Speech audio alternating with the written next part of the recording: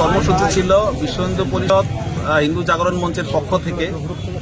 মূল বিষয়বস্তু হলো যে রামকৃষ্ণ মিশনের উপর যে আক্রমণ হয়েছে, আমরা জানি মহারাজদের হেনস্থা করা হয়েছে, তাদের জমিতে তালা লাগিয়ে দেওয়া হয়েছে, তারা নিরাপত্তাহীনতায় ভুগছেন।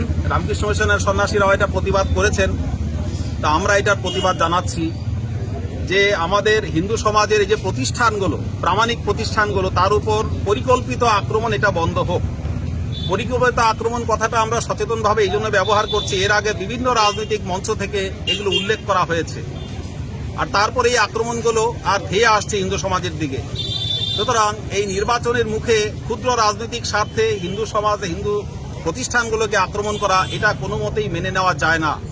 তার বিরুদ্ধে প্রতিবাদ করার জন্য আজকে ডেপুটেশন কর্মসূচি। আর এটা হচ্ছে ভারত সংঘ, আমরা জানি যে স্বাধীনতা পূর্ব ভারতবর্ষ থেকে ভারত সেবাশ্রম সংঘ এই দেশ গঠনে, জাতি গঠনে, সমাজ গঠনে, সমাজ সেবায় তাদের অবদান অনস্বীকার্য, এটা স্বীকার করা যায় না। সেই ভারত সেবাশ্রম সংঘকেও আজকে ক্ষুদ্র রাজনৈতিক স্বার্থে আর ভোটের ময়দানে নামিয়ে এনে তাদেরকে আক্রমণ করা হচ্ছে, এটা কোনো মতেই বরদাস্ত নয়। কার্তিক মহারাজকে আমরা জানি, আমরা চিনি, উনি একজন মনীষী, উনি একজন মহামানব, উনি মানবতার স্বার্থে, হিন্দু সমাজের সন্ন্যাসী হলো মানবতার স্বার্থে নিবেদিত প্রাণ। সেই কার্তিক মহারাজকে যেভাবে আক্রমণ করা হচ্ছে সেটাও কিন্তু হিন্দু সমাজ মেনে নেবে না। সুতরাং এটা শুধু ভারত সেবাশ্রম সংঘ তার মধ্যে সীমাবদ্ধ নয়, এখানটায় কার্তিক মহারাজ হচ্ছে হিন্দু সমাজের প্রতীক, হিন্দু সমাজের প্রতিনিধি। সুতরাং তাকে আক্রমণ করার অর্থ হলো গোটা হিন্দু সমাজকে আক্রমণ করা, এটাও আমরা কিন্তু প্রতিবাদ জানাচ্ছি।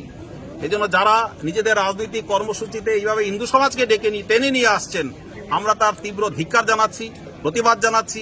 এটা যাতে ভবিষ্যতে আর সংগঠিত না হয় সেই ব্যাপারেও আমরা কিন্তু এসডিও সাহেবকে অবহিত করলাম। এখানটায় আমরা সেই জন্যই সমবেত হয়েছি।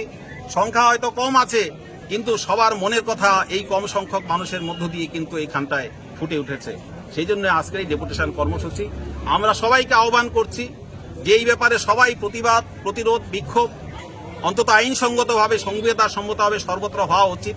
হলে পরে এই যে একটা বিষয় চলছে, অর্থাৎ হিন্দু দেবদেবীকে অপমান করা, হিন্দু সমাজকে রাজনীতির ময়দানে ডেকে নিয়ে আসা, টেনে নিয়ে আসা, এটা অন্তত বন্ধ হওয়া উচিত।